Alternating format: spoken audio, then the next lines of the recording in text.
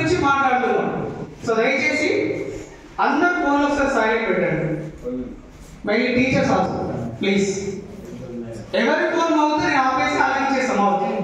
ఎవరి phone ring అవుతుందో ఇప్పటి నుంచి ఒక half an hour to 1 hour నేను స్పీచ్ ఆపేసి ఆ ఫోన్ రింగ్ అయిన వాళ్ళకి ఇచ్చేస్తే దయచేసి వాళ్ళు చేయాలి. అది టీచర్ అయినా పర్లేదు, నో మెన్షన్. ఎందుకంటే ఈ అర్ధగంట టైం నాకు ఇచ్చేసి అమ్మాయిలు మీరైనా అరే అయ్యా మీరు పేరెంట్స్ దయచేసి. ఎందుకంటే రేపటి జనరేషన్ ఎట్లా బిల్డ్ చేయాలో ఒక అర్ధగంట నిజంగా చెప్తున్నా, మనస్ఫూర్తి చెప్తున్నా. మీరు కూడా ఈ 1 అవర్ మీరెవరు మాట్లాడకుండా, ఒకవేళ నేను ఇప్పుడు ఎవరైతే మీ ముందు మాట్లాడుతున్నానో ఇది నేను కాదు, మీలో ఉన్న ఇన్నర్ వాయిస్. ఇప్పుడు అన్న అన్నాడు నేను ఇంటికాడ మాట్లాడుతుంది ఇక్కడ కాదు, లేదు ఇక్కడ ఇప్పుడు మాట్లాడేది అన్ననే. ఇక్కడ మాట్లాడేది ఎవరు ముందట నీ ప్రతిరూపం అర్థంలో నేను తెలుసుకుంటా. నువ్వు మాట్లాడినట్టు నీ అర్థాన్ని నేను అనుకోండి కాసేపు. ఓకేనా? పవన్ సార్ అంటే మీకు ఇష్టం, కాసేపు పవన్ సార్ ఇక్కడ మాట్లాడుతున్నారు అనుకోండి.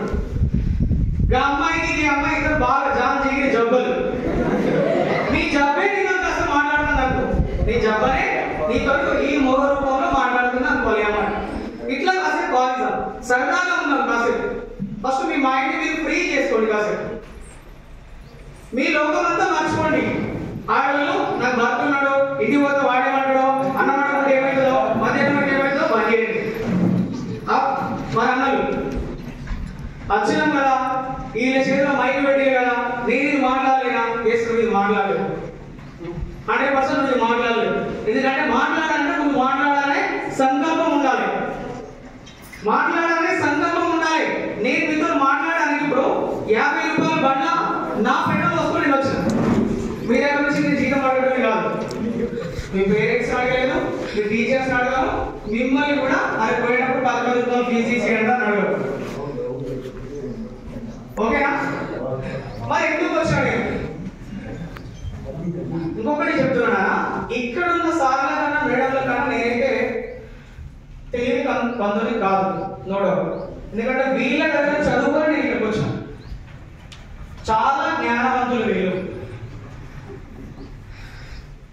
రాముడు సింహాసనం ఎక్కిన తర్వాత హనుమంతుడు మాట్లాడే నా పరిస్థితి అలా ఆల్రెడీ రాముడు ఉన్నాడు ఇక్కడనే ఈ రూపంలో.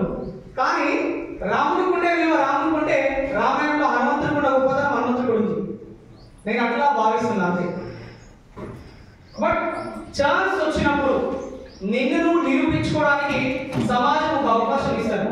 గుర్తుపెట్టుకున్నాను, నేను మీరు రేపటి భవిష్యత్ మీ చేతిలో ఉంది. దేశం మీకు రేపు దేశం నాశనం రావాల్సిన దుష్ట శక్తులు కూడా ఇక్కడ ఉంది. అందులో నువ్వు నెంబర్ 1 పొజిషన్ ఉంటావా, నెంబర్ 2 పొజిషన్ ఉంటావా? ఇప్పుడు ఎవరైతే ఎస్ఎస్సి స్టూడెంట్స్ ఎవరైతే ఉన్నారో ఒక్కసారి నిలబడండి, నేను కొన్ని క్వశ్చన్స్ ఇస్తాను, ఆన్సర్ చెప్పండి. ఓన్లీ ఎస్ఎస్సి అమ్మాయిలు అబ్బాయి అక్కడ చెప్పండి. 10వ తరగతి వాళ్ళు ఎస్ఎస్సి. సూపర్. ఒకరికొకరు రాయాలి. దీనిలో ఎంతమంది ఐఏఎస్ కావాలని ఇప్పుడే గోల్ పెట్టుకున్నారు? పెట్టుకున్న వాళ్ళు చెప్పండి దయచేసి. ఐఏఎస్ కావాలని ఎంతమంది గోల్ పెట్టుకున్నారు? No one. Very good. IPS కావాలని ఎంతమంది గోల్ పెట్టుకున్నారు? Very good. కానిస్టేబుల్ కావాలని ఎంతమంది గోల్ పెట్టుకున్నారు? కానిస్టేబుల్ ఒకటి. Very good. 5 మెంబర్స్. సూపర్. ఆర్మీకి వెళ్ళాలని ఎంతమంది గోల్ పెట్టుకున్నారు? ఆర్మీ ఏం కాదు, మీరు అయితే కదా గోల్ పెట్టుకున్నారు. Very good. ఒక అమ్మాయి. సూపర్. డాక్టర్ కావాలని ఎంతమంది గోల్ పెట్టుకున్నారు? Very good. 5 మెంబర్స్. లాయర్ కావాలని ఎంతమంది గోల్ పెట్టుకున్నారు? Very good. ఒక్కడు. సూపర్. ఇద్దరు.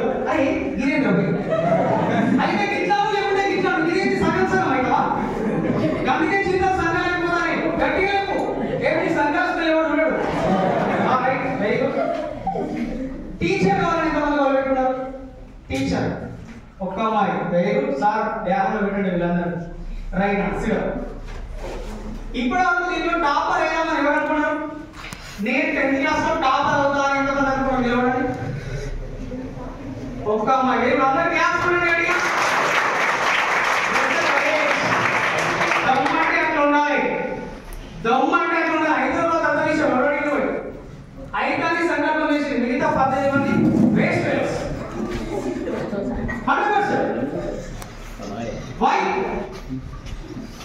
ఐదవ తర్వాత విషయం ఐదారు ఎందుకు అనుకోలేదు?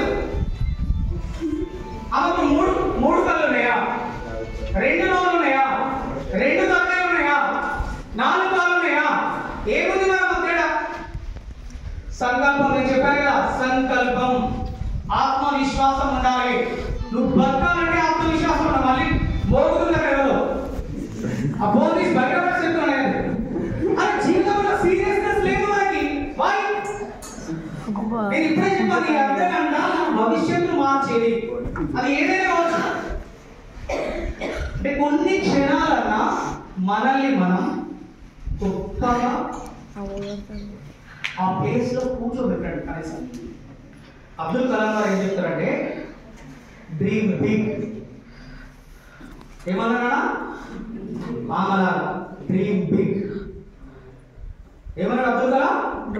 గట్టిగా చెప్పండి, చెప్పండి. డ్రీమ్ బిగ్ అంటే ఏంటి? ఎట్లా కలగాలి? మధ్యాహ్నం 12 గంటలకు బడి లేక వండుకొని గుర్రు కొట్టుకుంటా కాదు. ఏంటి? గొప్పగా కలగలగాలని, గొప్ప వ్యక్తిని కావాలి. కూర్చున్నాడు.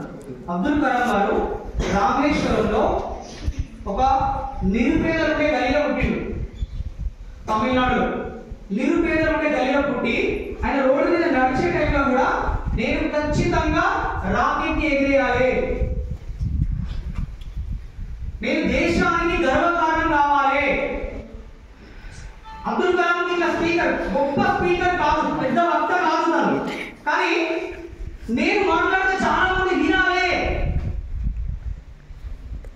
ఈ ఆలోచనలు ఎక్కడుండే? ఆయన రామేశ్వరం వీధుల్లో నడిచేటప్పుడు ఆయన మెదడులో ఉన్న ఆలోచనలు ఇవి. నువ్వు ఎక్కడ పుట్టావని నేను ఎవరు అడగడం ఎప్పుడున్నా, నువ్వు ఏం చేస్తావని అడుగుతావు. నువ్వు ముదిగుండలో పుట్టినవా, హైదరాబాద్ లో పుట్టినవా, న్యూయార్క్ సిటీలో పుట్టినవా అని ఎవరు అడగడు. భారత్ అవమా న్యూయార్క్ సిటీలో పుట్టలే. అమెరికాలో నల్ల జాతులకి మొత్తం నీకు అసలు భక్తే లేదంటారు. నువ్వు ఇక్కడ భక్తానికి ఎలిజిబుల్ కాదని చెప్తారు. తెల్ల జాతీయులు అమెరికా లోపల మన నల్ల జాతీయులు హీనంగా చూస్తారు, చంపి పడేస్తారు. ఇండియన్స్ అనేది చాలా మంది. అట్లాంటి దేశానికి 2 సార్లు నల్ల జాతీయుడైన వ్యక్తి ప్రెసిడెంట్ అయ్యాడు. ఎట్లా అయింది మరి? సంకల్పం. ఎట్లయిందో? ఆ సంకల్పం నీ పేరెంట్ తీసుకుంటే నువ్వు అవుతావు, లేదా నువ్వు తీసుకుంటే నీ పిల్లలు అవుతాడు. అదొద్దు మనకి, అదొద్దు మనకి. మన పిల్లల భవిష్యత్తు గురించి మనం ఒక్కరోజు కేటాయించిన అవసరం లేదు. మన పిల్లలు గొప్పడు కావాలి.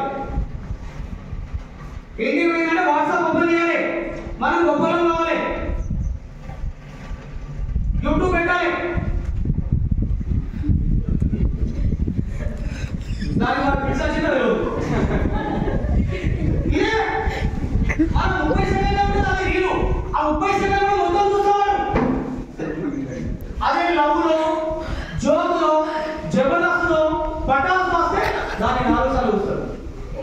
కానీ కోరిక మాత్రం క్లాస్ అవ్వాలి సార్, నేను చేసుకోవాలి సార్.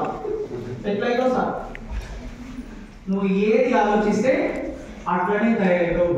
ఈ అన్న నేను ఇంతే, ఇంకా నేను మారలేను, నా పిల్లవాడు అంతే అవుతాడేమో,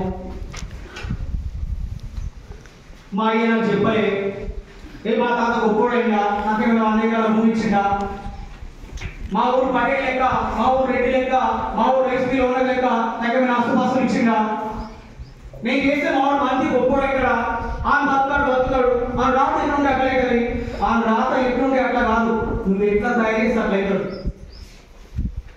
లేదా వాడు ఎట్లా అవుతా అని అనుకుంటే వాడు అట్లా అవుతాడు.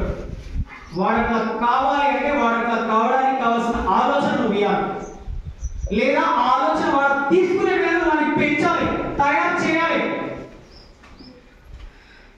మీరున్నారు ఇప్పుడు, మీరందరూ వైట్ పేపర్ లాగా ఉన్నారనుకోండి, ఈ బ్లాక్ బోర్డ్ ఉంది, ఇప్పుడు ఈ టీవీ ఉంది, స్క్రీన్ మీద నల్లగా ఉంది అంటే సమాంతరం సేమ్ ఉంది. దీని మీద ఇప్పుడు అమ్మ రాస్తే మీకు ఏమైనా ఉంటుంది, అమ్మ అనే కనబడుతుంది. ఓకే, ఓకేనా? ఇలా ఉన్నాడు శిల్పాన్ని ఉంటాడు, ఎప్పుడు అలా చేస్తూ ఉంటాడు. వాడు కూడా మీకు తెలుసు. వాడు ఆల్రెడీ నేను బోర్డు ఉంది అంటే ఆ బోర్డు మీద మొత్తం నల్ల గీతలన్నీ తీసుకున్నాడు. నేను వచ్చి అమ్మ రాసిన కనబడుతుందా నీకు? చూడాలనుకున్నాను, కనబడుతుందా? ఎందుకు కనబడుతున్నా?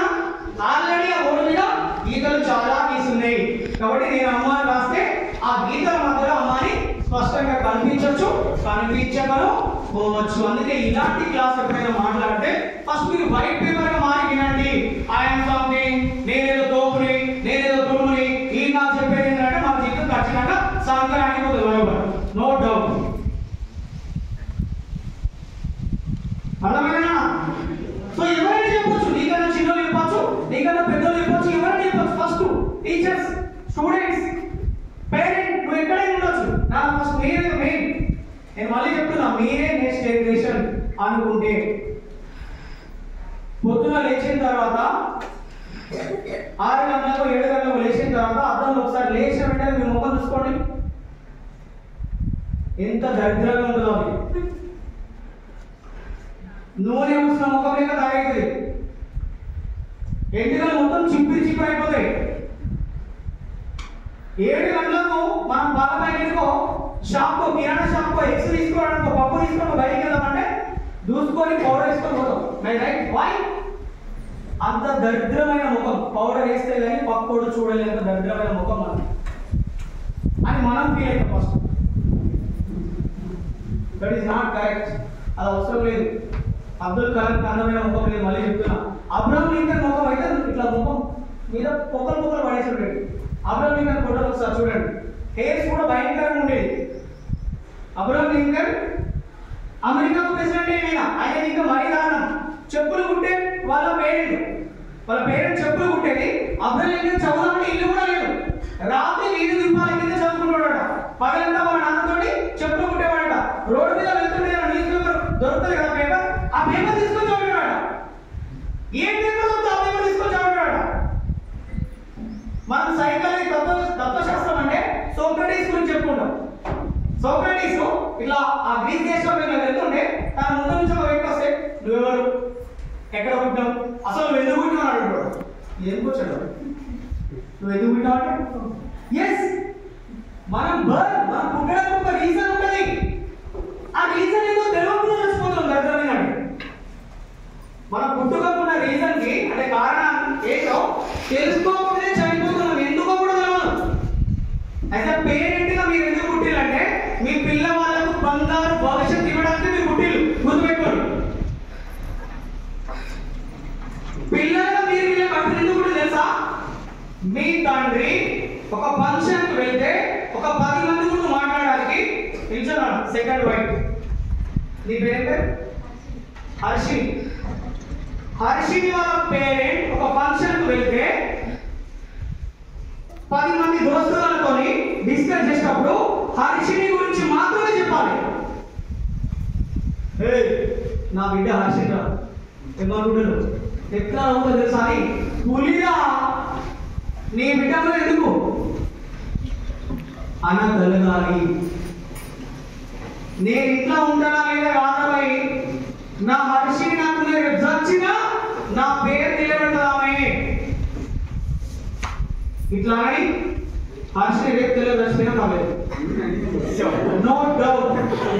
ఆమె జన్మ ధన్యం అయిపోయినట్లే, ఆమె కన్నా పేరెంట్స్ జన్మ ధన్యం అయిపోయినట్లే.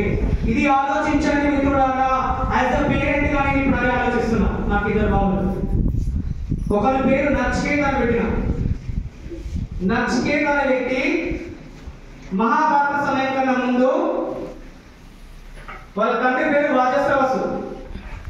మహాదాన కర్ణుడు, దానం చేసుకుంటూ చాలా గొప్పవాడు. చేస్తూ ఆయన ఇంట్లో ఉన్న అన్ని దానం చేసేసాడు. చివరికి కొన్ని బక్క ఎడ్లు మిగులుతాయి అన్నట్టు వాళ్ళ ఇంట్లో. ఎవరు వచ్చి దాన్ని బక్కలు కూడా ఇస్తాడన్నట్టు. అప్పుడు ఈ నచికేత నుంచి వాజస్రవసుని అడుగుతాడు, ఏంటి నాన్న పనికిరాని ఒకరాని అవుతున్నావు, మరి నన్ను కూడా అమ్మేస్తావు ఎవరికైనా, మరి అడిగితే దానం చేస్తావు అని అడిగితే ఇచ్చేస్తావు అంటాడు. ఎవరికంటే ఎవరికి ఎందుకంటే చనిపోయిన తర్వాత నువ్వు యమున దగ్గరికి వెళ్తావని ఆలోచన అన్నాడు. మీరు డైరెక్ట్ నచికేత యమున దగ్గరికి పోతాడు.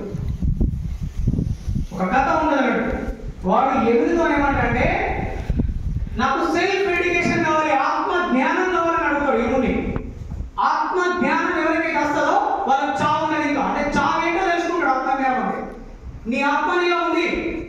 ఎస్, ఇప్పుడు మీరు మాట్లాడుతూ ఒకసారి కింద పడిపోయి అంబులెన్స్ వచ్చినప్పుడు ఏమైనట్టు? ఇందులో ఏదో మిస్ అయినట్టు. రైట్, ఇప్పుడు మనం చూస్తున్నాం వీడియోలలో డ్యాన్ చేస్తూ కింద పడుతూ చచ్చిపోతాడు, తాళి కడుతూ కింద పడుతూ చచ్చిపోతాడు, జర్నీ చేస్తూ కింద పడుతూ చచ్చిపోతాడు. హార్ట్ అటాక్ వచ్చినట్టు ఏమైనట్టు? నీలో ఉన్న ఏదో పుస్తపోయినట్టు. ఆ జ్ఞానం సంపాదిస్తా అని ఎముతోటి వరం తీసుకుంటాడు లక్ష్మీడు. నా బాబుకు నేను ఆ పేరు పెట్టుకున్నాను. కనీసానికి రేపటి చరిత్రలో ఒక 50 ఏళ్ళ తర్వాత మీరు బతికుంటే ఈ నచికేతుడు ఎవరైనా గూగుల్లో సెర్చ్ చేయలేకపోతామన్నా. That is my. ఆ రోజు నా కొడుకు పుట్టడం నేను ఆలోచించింది. నా భార్య 3 నెలల గర్భం ఉన్నప్పుడు నా కొడుకు పుట్టాలని ఫిక్స్ అయినా. ఖచ్చితంగా కొడుకే పుట్టాలి. నాకున్న సంకల్పానికి, నాకున్న మంచితనానికి, నాకున్న డేటెస్కి నేను ఎక్కడ చనిపోతే రేపటి నా వారసత్వాన్ని వాడు తీసుకోవాలి అనుకునేది. అది రాజకీయ నాకు తెలియదు. 3 నెలల గర్భం అప్పుడే నేను హైదరాబాద్ ఒక భూమిబొమ్మలు ఇస్తాను. నాకు పుట్టేటోడు కొడుకు ఇట్లా పుట్టాలి అని నా భార్య చెప్తాను. నవ్వింది, కానీ ఖచ్చితంగా కొడుకే పుట్టిండు. మంచి చెడు సంకల్పం మీద తీసుకో. తర్వాత సంకల్పం తీసుకుంటా కూడా చిన్నతనం అయితే దగ్గర కూడా కృష్ణార్థనం చేసేస్తారు. కృష్ణార్థనం ఎక్కడ చేయాలి? కృష్ణార్థనం చేసే కాడిగే నీ సంకల్పంలో కృష్ణార్థనం ఎందుకు? వేదాంతం కాదు. అలెగ్జాండర్ గురించి తెలుసా? అలెగ్జాండర్ విశ్వ విజేత అని పిలుచుకున్నాడు. 21 సంవత్సరాల వయసులోనే ప్రపంచాన్ని జయించి చివరికి భారతదేశం వచ్చిన తర్వాత చనిపోయే పరిస్థితి వచ్చి ఇక్కడ నుంచి యుద్ధంలో ఓడిపోయి పురుషోత్తముడు అనే రాజు దగ్గర ఓడిపోయి చివరికి చనిపోతాడు. చనిపోయేటప్పుడు అలెగ్జాండర్ ఒక 3 విషయాలు చెప్తాడు. ఇది మంచిగా దానిలో పెట్టుకోవడం అసలు మీకు ఏం చేయాలో మీకే అర్థమైపోతుంది. Alexander goes with empty hands అని చెప్తాడు. నేను చనిపోయి తర్వాత నా శవపేటికి 2 రంధ్రాలు వేసి ఆ 2 రంధ్రాల నుంచి నా చేతుల్ని బయటికి పెట్టి తీసుకెళ్ళండి అని చెప్తాడు. అంటే ఆయన శవపేటి ఉండదు, ఇట్లుండాలి ఆయన శవపేటి. ఈ 2 చేతులు ఆ డబ్బాలకి వెళ్ళి బయటికి వెళ్ళాలి. రెండో కోరిక ఏమంటారంటే, నన్ను ఆయన చనిపోయే టైంలో ప్రపంచంలో ఉన్న గొప్ప వైద్యులందరూ ఆయన చుట్టూ ఉంచుకున్నాడు. వీళ్ళందరూ వైద్యం చేస్తాడు. అలెగ్జాండర్ ఎలాంటి సోగి చచ్చిపోయిండు. నా శవపేటిగా ఇక్కడ నుంచి ఆ బొందగడ్డ దాకా ఈ వైద్యులను వస్తుపోవాలి. రెండో షరతు. మూడోది ఏంటంటే, ఈ అలెగ్జాండర్ సంపాదించిన సంపాదన, వజ్రాలు, వైడూర్యాలు, ఆభరణాలు ఏవైతున్నాయో ఇవన్నీ జల్లు కూడా తీసుకెళ్ళండి నా మీద చెప్పాడు. అందుకే ఇప్పటికీ మనం ఓల్ పిల్లలు అంటారు, మన పేదలు అలా రూపాయి వివరిస్తారు. దాని అర్థం తెలుసా? మీ శివయాత్ర అర్థం తెలుసా మీకు? రామ్ రామ్ రామ్ రామ్ సత్య అంటారు. కనీసానికి భక్తినన్ని రోజులు దేవుడాలే సంపాదన, మన్ను, దుప్ప, కుళ్ళు, కుట్ర నచ్చడం వల్ల ఇప్పుడన్నా భగవంతుని పేరు తీసుకెళ్ళరా అని చెప్తారంట. ఏం తిన్నావో తెలియదు. ఈ ఓల్ పిల్లల తినిపోరా, లైట్ ఫుడ్ తొందరగా అమ్ముతుంది, తినిపోరా అని చెప్తారట. పైసలు పైసలు పైసలు అన్నా కదా, ఈ రూపాయి ఎత్తుకోపోరా అని చెప్తారట. అలెగ్జాండర్ కూడా అదే చెప్పాడు. ప్రపంచాన్ని జయించినా నేను మనుషుల్ని జయించలేకపోయినా, మనుషుల మనసులు జయించలేకపోయినా, భారతదేశాన్ని జయించలేకపోయినా, భారతదేశ సంస్కృతిని నేను నాశనం చేయలేకపోయినా, భారతదేశంలో ఉన్న గొప్పతనాన్ని నేను నా దేశానికి ఇవ్వలేకపోయినా బాధతోని కుల్లి కుల్లి కుల్లి కుల్లి చంపాడు Alexander. That is the greatness of our country. అలాంటి దేశంలో పుట్టడమే గొప్పతనం. అందుకే వేదాలు రాసుంటది, దుర్లభే భారతీయ జన్మ. భారతదేశంలో పుట్టడమే గొప్ప విషయం అట. ఎందుకంటే ఇక్కడ పాడి ఆవులను పూజిస్తాం, చెట్టును పూజిస్తాం, మట్టిని పూజిస్తాం, తల్లిదండ్రుల గురువుల పాదాన్ని పూజిస్తాం. ఈ కల్చర్ ఎక్కడ లేదు నాన్న.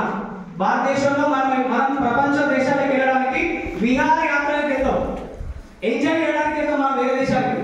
కానీ విదేశీయులు మన దేశానికి ఎందుకు వస్తారు తెలుసా? కల్చర్ నేర్చుకోవడానికి, ప్రేమ నేర్చుకోవడానికి, దేవాలయాలు చూడడానికి. అసలు అందం అంటే ఏంటి? ఒంటి మీద డ్రెస్సులే సరిగ్గా వేసుకోలేని వాళ్ళు మన దగ్గరికి వచ్చి చీరలు, గాజులు వేసుకొని తృప్తి పడతారు, ఎంజాయ్ చేస్తారు.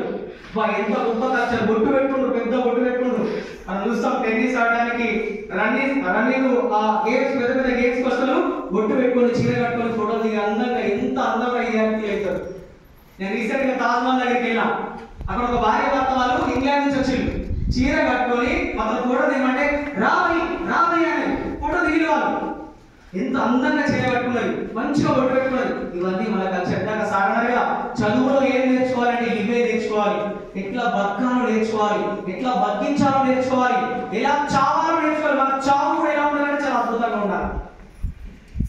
ఇవాళ రేపు చేస్తే కులపోడు వస్తలేడు, కులపోడు కాదు ఇంకా దగ్గర ఇంటి పేరు కూడా వస్తలేడు. ఎందుకంటే మనం చచ్చిపోయే వరకు అట్లాంటి మనకు బతికేమంటారు. ఇక ముందు అది కావద్దు. ముదిగుంట చరిత్ర మారాలి.